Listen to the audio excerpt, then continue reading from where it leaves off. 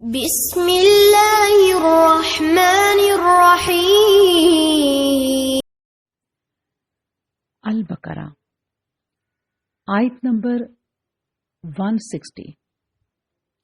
اللہ کے فضل و کرم سے تلاوت کرتی ہوں۔ اعوذ باللہ من الشیطان الرجیم، بسم اللہ الرحمن الرحیم۔ الا الذین تابوا واصلحوا وبینوا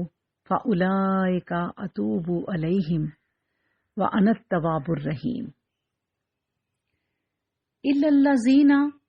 سوائے ان کے جنہوں نے تابوا، توبہ کی، واصلحوا، اور اصلاح کی، وبینوا، اور واضح کر دیا، فاولئک، تو یہی وہ لوگ ہیں، اتوبو، میں مہربان ہوتا ہوں، علیہم، ان پر، وانا، اور میں، التواب، بہت توبہ قبول کرنے والا ہوں، الرحیم، نہایت رحم کرنے والا ہوں۔ اللہ سبحانہ و تعالیٰ اس آیت میں فرماتے ہیں، مگر ہاں جن لوگوں نے توبہ کر لی اور اپنی بگڑی ہوئی حالت سنوار لی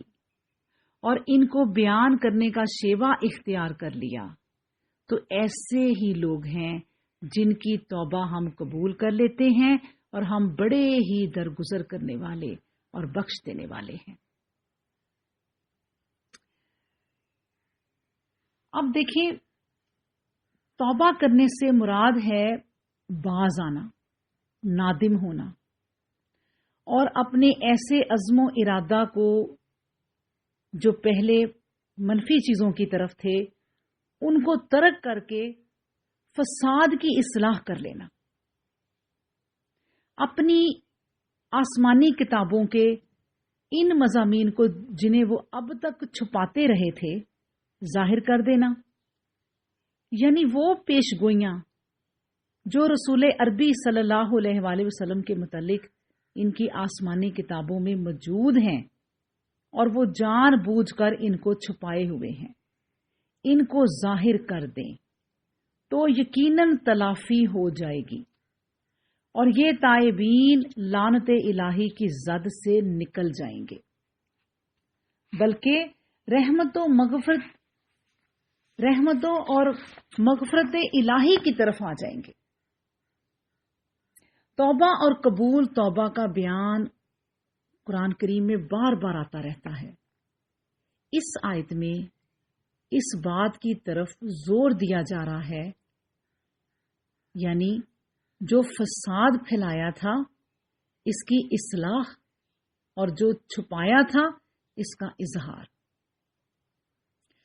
مطلب یہ ہے کہ جن گناہوں سے صرف حقوق اللہ کی خلاف ورزی ہوتی ہے، مثلا نماز روزہ کا ترک، اس کے لیے محض توبہ و استغفار کافی ہے کہ اس کا تعلق صفات رحمانیت سے ہے، لیکن جن گناہوں سے بندوں کی حق تلفی لازم آتی ہے، مثلا قتل، چوری، بد امنی، سود خوری، عقائد باطلہ کا اعلان، ان کے لیے ضروری ہے کہ ان کی ان حرکتوں سے اور ان طریقوں سے جن اللہ کے بندوں کو نقصان پہنچا ہے ان سے معافی، کیونکہ یہاں واسطہ حق تعالی کی صفت عدل سے ہے۔ اس سے یہ بات معلوم ہوتی ہے کہ جو شخص کفر و بدعت کی طرف لوگوں کو بلانے والا ہو، وہ بھی جب سچے دل سے توبہ کر لے اور اللہ تعالی کی طرف رجوع کر لے تو اس کی توبہ بھی قبول ہو جاتی ہے۔ دوسری بات یہ معلوم ہوئی کہ توبہ کرنے سے توبہ نہیں ہوتی، بلکہ توبہ نام ہے غلط کاموں کے چھوڑ دینے کا۔ آپ بیٹھ کے 100 دفعہ بلکہ 1000 دفعہ بھی تسبیح استغفار کی کر لیں، لیکن اگر جس کام کے لیے آپ استغفار کر رہے ہیں اس کو ترک نہیں کیا تو کوئی معافی نہیں۔ لیکن اگر آپ تسبیح نہیں پڑھتے اور اس کام کو ارادہ کر کے چھوڑ دیتے ہیں تو یہی اس کی استغفار ہے، یعنی اس کو ترک کر دینا، فساد کو اصلاح سے بدل دینے کا نام ہی یہ ہے، برائی کو اچھائی سے تبدیل کرنے کا،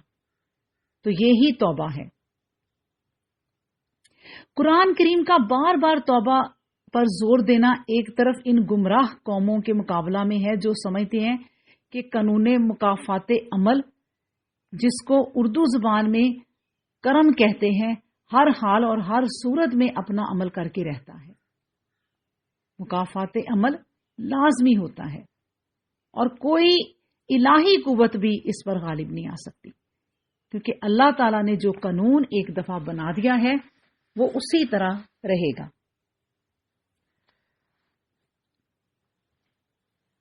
بس یہ ہے کہ اللہ سبحانہ و تعالیٰ نے اس آیت میں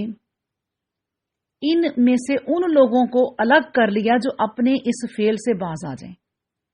اور اپنے اعمال کی پوری اصلاح کر لیں اور جو چھپایا تھا اسے ظاہر کر دیں۔ ان لوگوں کی توبہ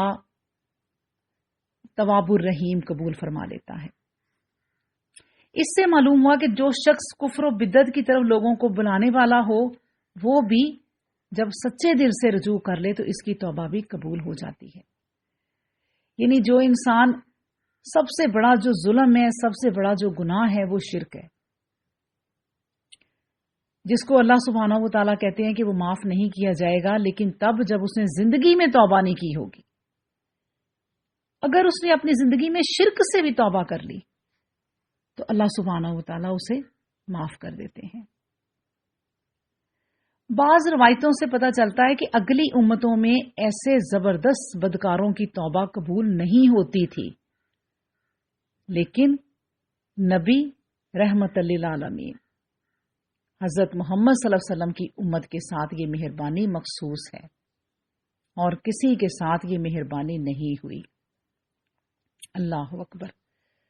وآخر دعوانا ان الحمد للہ رب العالمین۔